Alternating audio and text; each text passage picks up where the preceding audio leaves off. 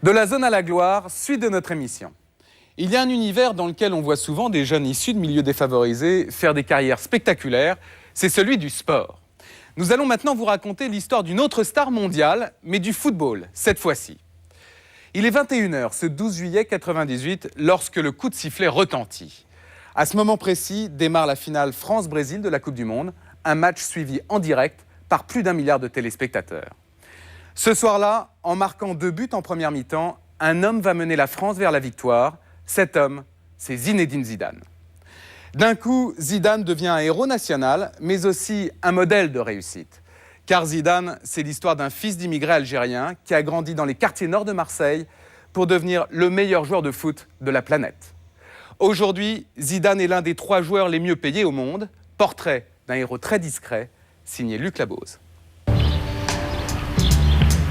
Liévin, le 31 mai 2005, au cœur du bassin minier du Pas-de-Calais.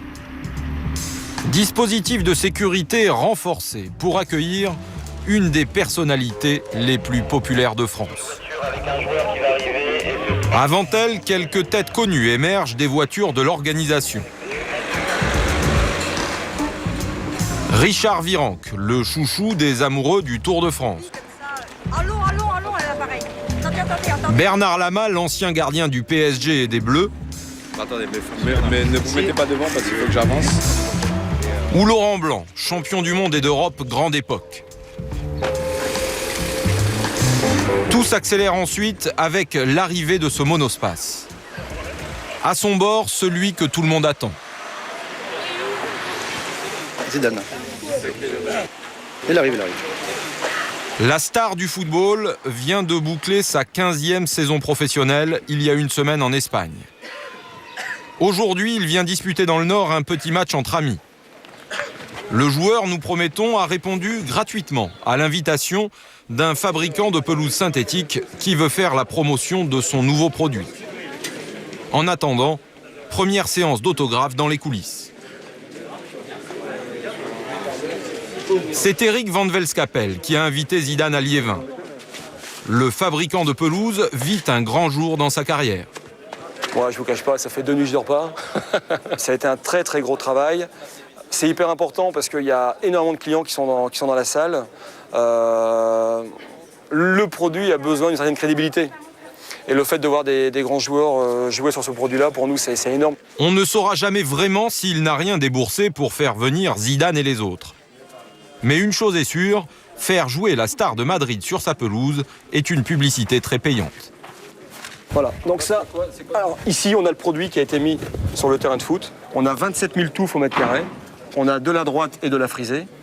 Ce qui fait que quand vous regardez, c'est très touffu. Comme une vraie pelouse. Vous lui avez fait essayer? Bien sûr. Alors comment ça s'est passé? On lui a ramené des plaques à Madrid. Ah d'accord. Ah oui, carrément. Donc carrément. c'est les gros moyens. Je suppose qu'il n'a pas essayé sur une plaque. Non, on a ramené quelques plaques, il a pu essayer, voilà. Merci. Opération de communication réussie. Une batterie de caméras et d'appareils photo attendent le plus grand joueur du monde. 3000 personnes sont venues voir Zinedine Zidane fouler le gazon synthétique.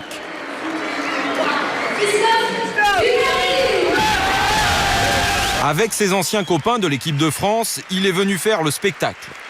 La presse mitraille ses anciens internationaux qui ont gagné tant de titres pour la France. Quant au public et aux chefs d'entreprise qui arrivent à associer l'image de Zidane à leurs produits, ils n'ont Dieu que pour Zizou. Le joueur offre du rêve. À Liévin, tout le monde se pince pour se convaincre que le virtuose est vraiment là, en chair et en os. Les gens me disaient non, Zizou ne sera pas là. J'ai dit si, il sera là. Non, il ne sera pas là. Donc moi, je l'avais filmé à Madrid. Donc quoi, il disait je serai présent. Il y a la conférence de presse, on l'avait passée. Mais non, les gens disaient il ne viendra pas. C'est vrai que c'est tellement rare de le voir que. C'est là, génial. Il sourit, et voilà. Le patron jubile, Zidane multiplie les exploits techniques sur la pelouse synthétique. À la mi-temps, ce n'est pas de l'admiration, mais une véritable déclaration d'amour que lui fait son public. Zidane! On t'oubliera jamais. Merci Zizou! Super! Merci d'être venu. Tous les week-ends, je te suis, sans parole, tous les week-ends.